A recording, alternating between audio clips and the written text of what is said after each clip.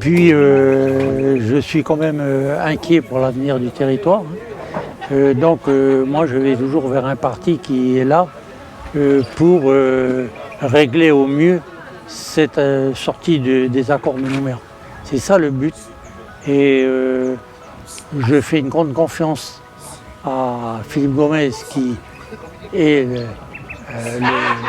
la tête de Calédonie Ensemble. Parce que moi ce que je vois par lui, c'est qu'il a fait un énorme travail pendant son dernier mandat, on l'a mis là, on ne s'est pas trompé. Je veux dire aujourd'hui, c'est lui qui fait la meilleure analyse de tous les autres. Je veux dire, faut pas se tromper là.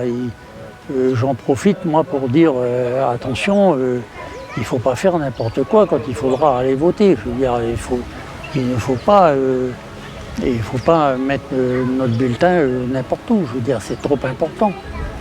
Et là, il faut vraiment penser à cet accord qu'il faudra trouver après ce référendum.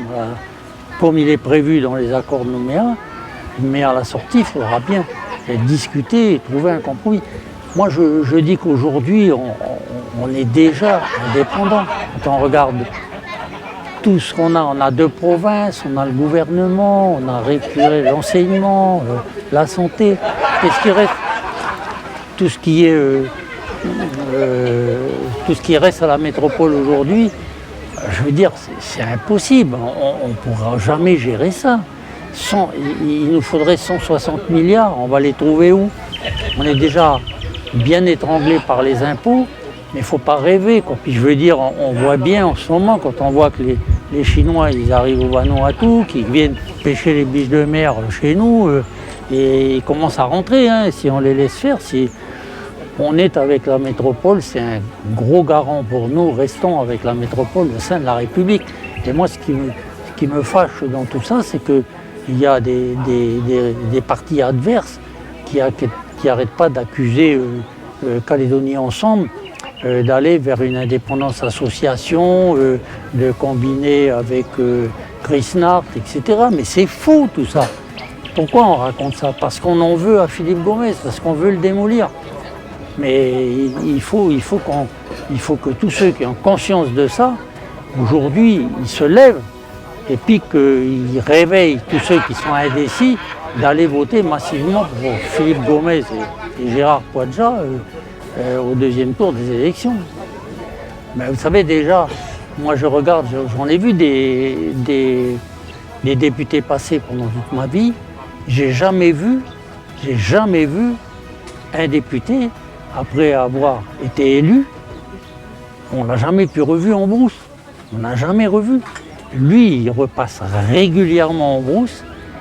Il va en métropole et quand il y va, ben, il se fait entendre. On ne peut pas dire que... Vous savez, j'ai vu l'autre jour les Républicains qui n'étaient pas contents parce que c'est pas là-bas en métropole, ils n'avaient pas retenu quelqu'un de chez eux plutôt que Gomez. Mais pourquoi il aurait pu? C'est pas possible. Il n'a rien demandé lui. Hein.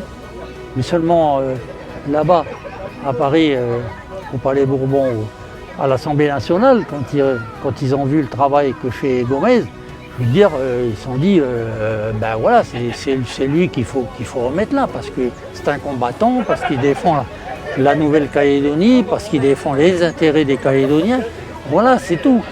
Donc moi je dis, on sait ce qu'on perd, mais on ne sait pas ce qu'on va retrouver. Donc moi je préfère continuer comme ça, parce que j'ai une grande confiance en Philippe, tout ce qu'il a mis en place et tous ceux qui sont avec lui.